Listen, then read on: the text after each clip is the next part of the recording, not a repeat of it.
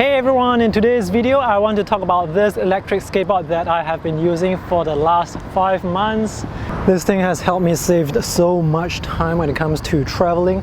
I use this whenever I can. This is not my usual art related video. I just want to share some information for those people who are interested in getting an electric skateboard here in Singapore.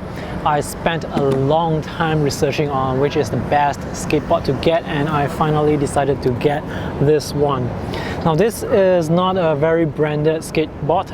In fact, I don't even know the particular brand of this. I bought this skateboard from a website called infinityeboard.com. And I just found out that the name of this skateboard is called Infinity Board X Pro. There are 2 models selling on their website. This one that you are looking at now, the one that I have, this is the X Pro version. The other one is the X Lite, which has lower battery capacity, but it's also lighter in weight. The deck is made of bamboo. Actually, it's made of multiple layers of bamboo glued together. This is very solid, very strong, and it has no flex at all. There are definitely skateboards out there with more flexible decks. It's not just multiple layers.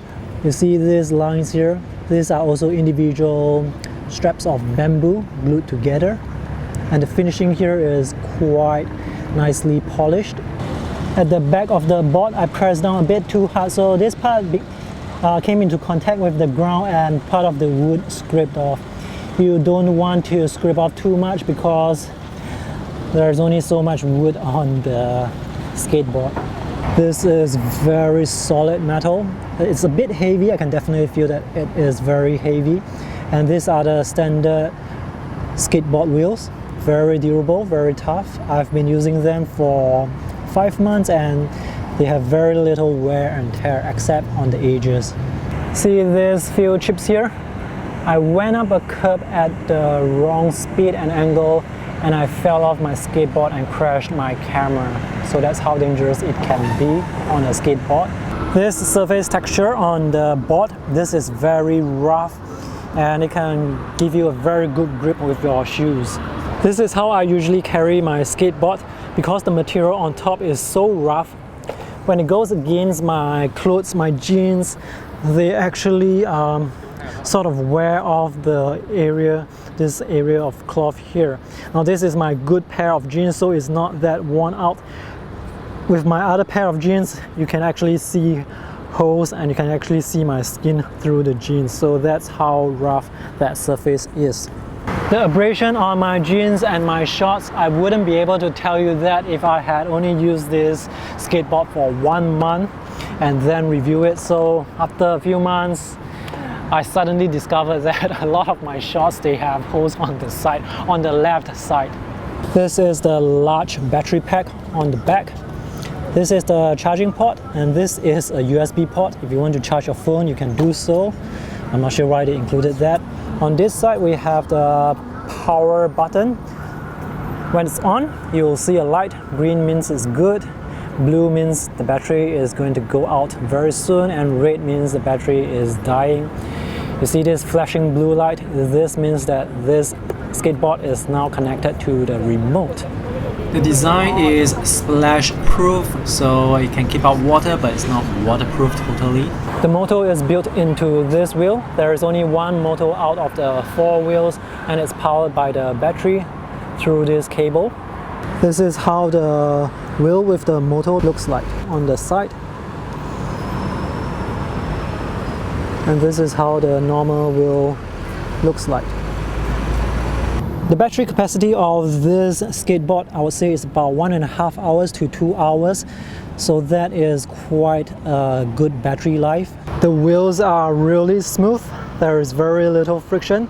Even if you run out of battery, you can still glide along on the skateboard because there is so little friction. This is actually not a very powerful skateboard. The power is 650 watts. What that means is the acceleration is not that good, but acceleration is not everything. it can maintain its speed quite well, and the top speed is about 25 kilometers per hour. So this is how I usually use the board. I would put it down on the ground like this and then just kickstart. You can certainly stand on the board and push the remote, but the motor is going to make some grinding noise and I don't like that noise. That's why I always kickstart the skateboard. And this is the remote. When it's on, you'll see a flashing blue light. There is only 2 speed, front. Oops, I forgot that my skateboard was on, and when I pushed forward I nearly fell off. A disclaimer for you is using a skateboard, whether it's electric skateboard or a normal skateboard, it's quite dangerous, so you have to be very careful and you always have to pay attention. So this is the remote. There is a few speeds, so that's the maximum speed. If you push up slightly, you get a slower speed. So this is sort of sensitive to how the speed is sensitive to how much you push this control. And then there is brake. On this side, you can choose whether or not the skateboard goes forward or backwards.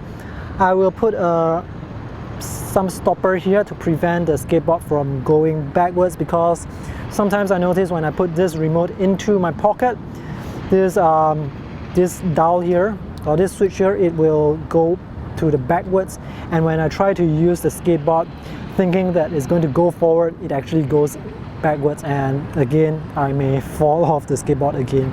So I try to put a stopper here. I think it dropped out somewhere. And on this side, that's the power switch of the remote. The remote is supposed to have this strap attached to it at the back here, but mine fell off.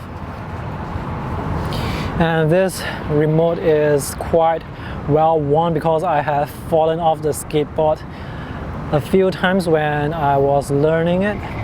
In fact, recently I fell off again about 1 month ago, and thankfully no injuries. So let's take a look inside. It's powered by these 2 small batteries. There are 2 speeds inside. So one is the tortoise speed and one is the rabbit speed. My speed is the tortoise speed. Even at this slow speed, the skateboard is still quite fast. So how fast can this skateboard go? Well, the maximum speed is equivalent to someone sprinting very, very fast. So it's quite fast, and if you are traveling at that speed, it can be quite dangerous as well. In fact, I'm filming on my skateboard right now. I feel a bit dangerous because it's quite dangerous to use a skateboard because you really have to pay attention to everything on the ground. If you hit a curb at the wrong angle, at the wrong speed, you may fall off. If you hit a pothole, you may fall off. And if there are people around in front of you, if you do not slow down, they may walk in front of you, and that's something that you should take note of when you are using a skateboard. So in short, I do not travel very fast on this skateboard. Even though I do not travel so fast on this skateboard, it still helps me save a lot of time. So if I were to take 10 minutes to walk from my house to the train station, now with this skateboard, it would take me about 3 minutes. And because of that, it saves me a lot of time every week. And this is seriously the best purchase that I have made in the year 2017. The deck of this skateboard is quite new because I have this skateboard recently serviced. There was something wrong with the lithium battery that's used, and this board, it comes with 6-month warranty, and the battery failed around the 5th month, so I was lucky enough to get it serviced for free. Now I actually have 2 of these skateboards. This is the one that is faulty. The other one that I have, it works fine. Even though I say that the skateboard is not very powerful, it's still powerful enough to go up slopes maybe about 20 degrees. I've gone up Mount Faber before, and Mount Faber is quite steep and the skateboard was able to go up. But I can definitely hear the motor grinding really hard, so I do not advise going up very steep slopes. This is how I sometimes carry my skateboard as well, especially if I need to carry a lot of stuff with my hands. Through my research, I found out that there are a lot of more expensive skateboards, and this is actually one of the cheaper ones, which is why I bought it. and it has turned out to be quite a good investment, so good that I bought 2 of these.